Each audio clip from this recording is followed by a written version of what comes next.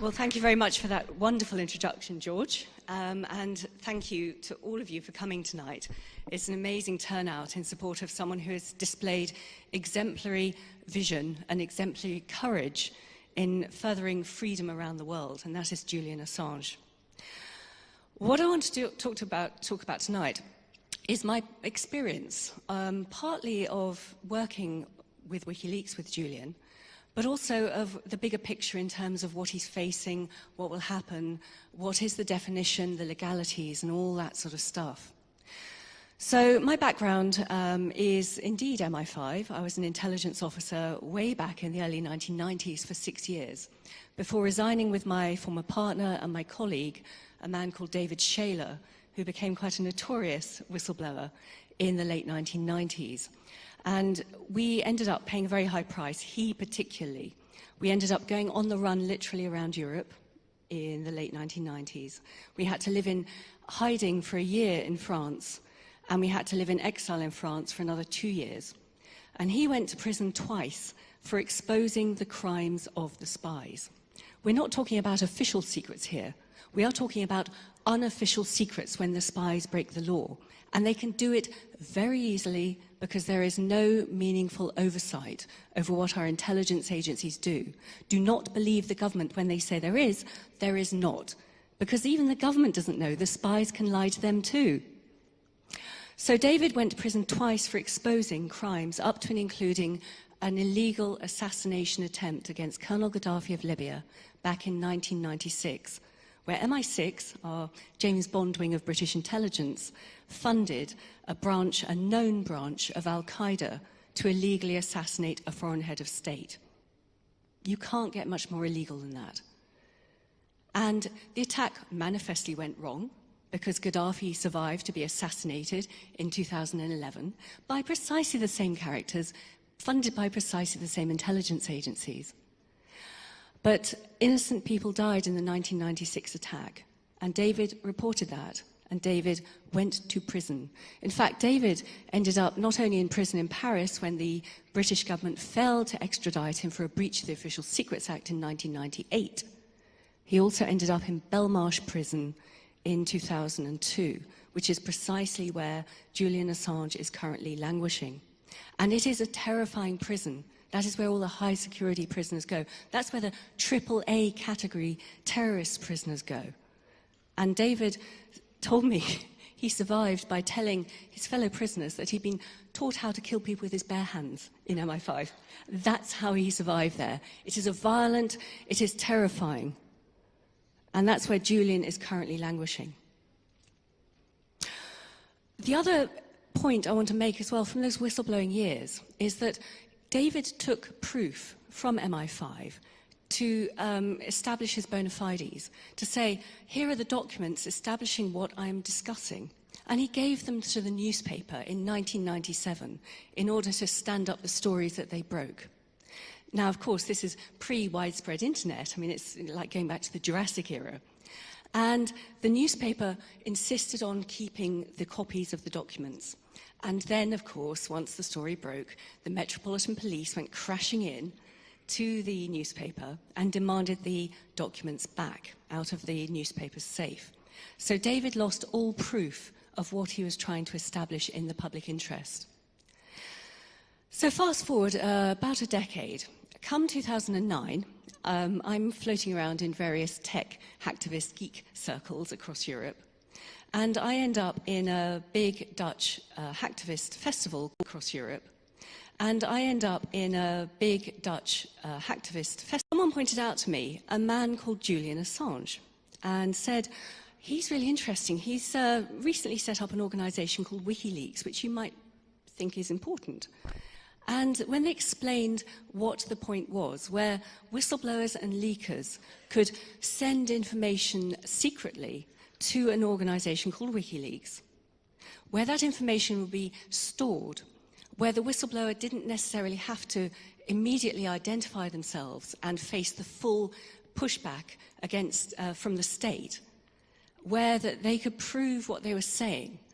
I thought this is a really interesting concept, and the fact that Julian Assange came from the cypherpunk movement, where there was a movement from the 1990s. He had the really good technical nous to protect any source that wanted to donate information to him.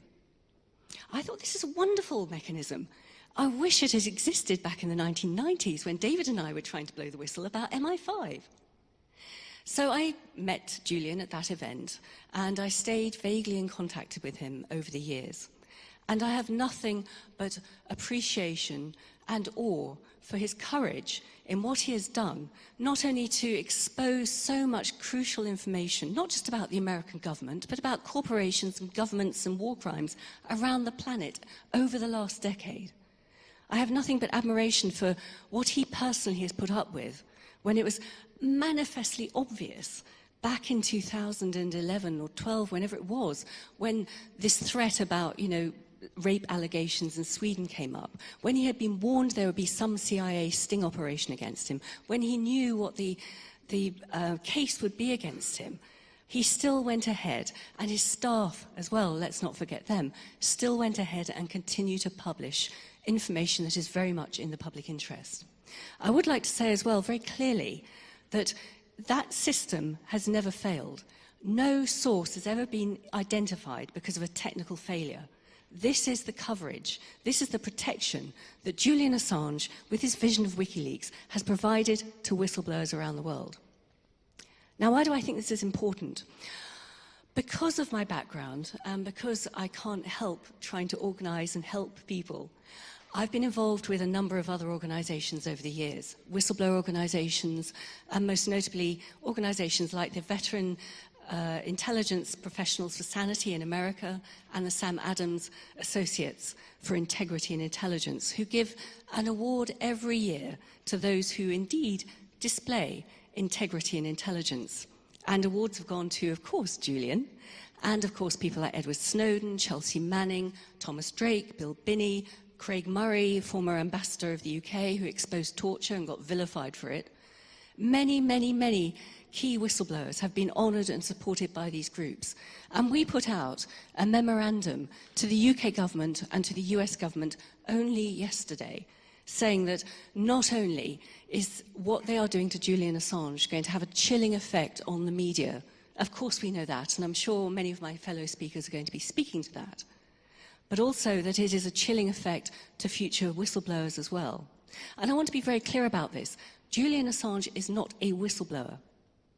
He is a publisher, a high-tech publisher, a new model publisher who has broken the old mould of the old legacy media. And I think that goes partly to explain why the old legacy media has attacked him over the last few years too. They see him and this new model as a threat. And I have to say, whatever happens to Julian, I really hope the worst doesn't happen to Julian. The new model is out there. The genie is out of the bottle. The old media cannot put that genie back in the bottle, and the governments cannot control it either. So let's hope for more whistleblowers. Having said that, just to update on what the legal situation is in this country, we are now facing a position where advice has been drawn up by the Law Commission for the government to consolidate, as they call it, the official secrecy laws in the UK. So at the moment, if you are an intelligence whistleblower, you face 2 years in prison. If you are a journalist covering and breaking the news of the story provided by that intelligence whistleblower, you potentially face 2 years in prison. If you are republishing something that is already in the public domain, you are legally allowed to do so. That comes out of the Peter Wright spycatcher ruling from back in the 1980s. What the Law Commission is now proposing to the government is to consolidate and tighten up our secrecy laws in this country. And what they are proposing is that whistleblowers coming out of the intelligence agency, the military and central government will now face 14 years in prison with no legal defence. Journalists reporting this information will now face 14 years with only no damage defence.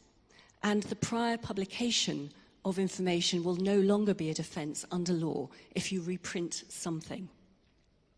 Now, this is appalling because the 14 years in prison is something that traitors face when they betray their country, not whistleblowers and not journalists. So the pushback, even in this country, is appalling.